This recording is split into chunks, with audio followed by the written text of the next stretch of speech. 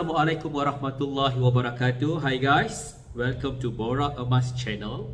Okay, saya Fahmi. Okay, saya adalah dealer aktif public gold yang mesra dan akan mempermudahkan urusan anda di dalam simpanan ataupun pembelian emas di public gold. Okay guys, dalam YouTube channel saya ini, saya akan menerangkan kepada anda semua, okay, berkenaan dengan kelebihan menyimpan emas, okay, apakah itu akaun pengumpulan emas di public gold. Apakah produk-produk emas di public gold? Adakah public gold menjual emas simpanan? Apakah itu emas simpanan? Ataupun public gold menjual emas perhiasan? Emas perhiasan memang kita senang faham kan? Cincin, gelang, rantai dan sebagainya.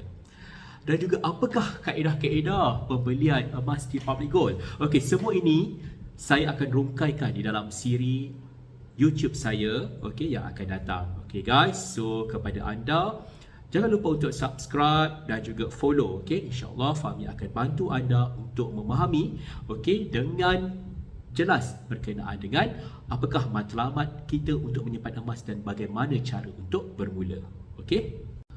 Okay guys, bila kita bercerita tentang matlamat menyimpan emas, okay, let me share my own experience, okay. Saya mula bekerja di dalam sektor kerajaan pada tahun 2007.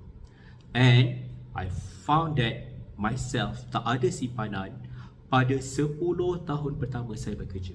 Okay, it's real guys, maksudnya pada waktu itu biasalah mungkin usia remaja, usia muda, okay, dapat gaji habis, tak ada langsung allocation ataupun matlamat pada waktu itu untuk mengadakan simpanan, sehinggalah saya kenal berkenaan dengan simpanan emas. Okay, sebelum ni kita memang biasa dengar kita punya ancestors, nenek moyang kita dulu pun memang selalu cakap beli emas, tapi dulunya dalam konteks emas perhiasan lah kan, beli emas sebab nanti masa akan datang kalau anak nak belajar ke, anak nak kahwin ke kan, ada emas boleh jual, boleh gadai, so kita dapat duit.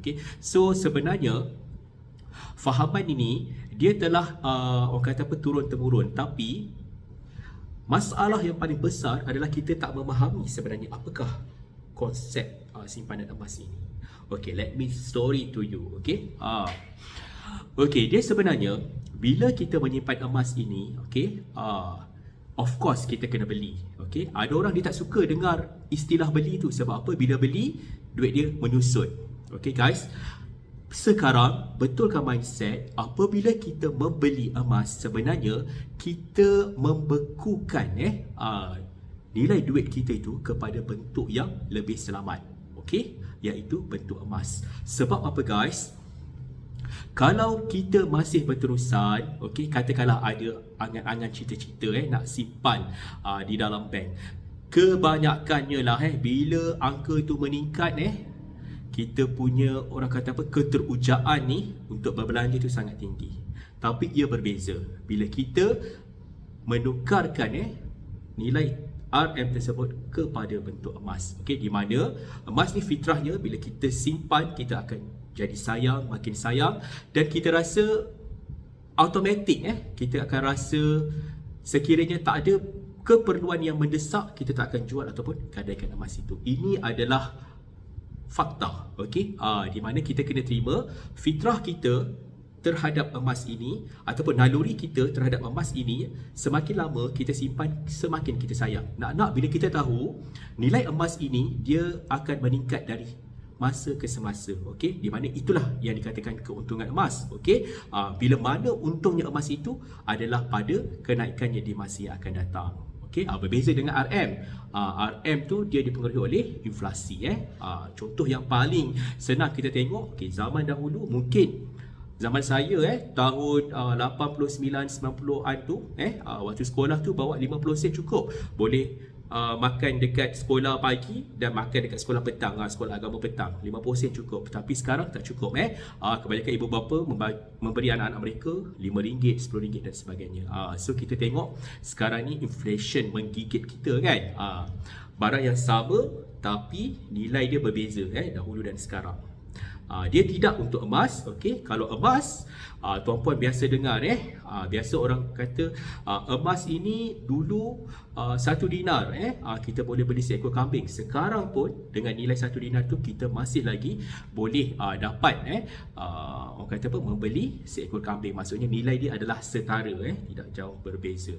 Okey, so daripada situlah saya berfikir, okay, why not? Okay, kalau saya gagal simpan dalam RM, sebab of course bila kita bekerja, okay, simpan dekat dalam ASP lah, simpan dekat dalam tabung haji lah. Tapi guys, belum pun sampai 2 tahun pun kan, dah menyusut-menyusut dah, sebab kita teruja melihat angka yang bertambah tu kan. Jadi adalah benda yang orang kata apa, kita punya desire ataupun kita punya gaya hidup yang kita nak orang kata apa, lunaskan ataupun yang kita nak puaskan.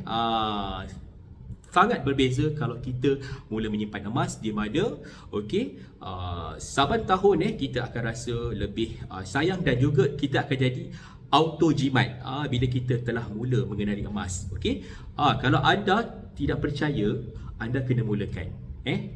Anda boleh contact Fahmi, okey, drop komen di bawah. Okey, bagaimana nak mula? Anda ambil feel dulu, cuba untuk simpan 1 gram 1 bulan. Cuba tengok.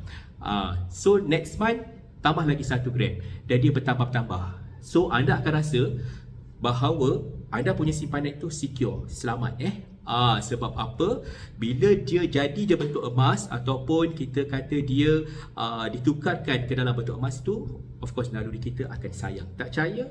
Anda perlu mulakan. Okey, kalau nak mulakan, Fahmi boleh bantu. Okey, so drop comments dan Fahmi akan hubungi anda ataupun anda boleh hubungi Fahmi. Okey, di mana anda boleh tanya bagaimanakah untuk bermula.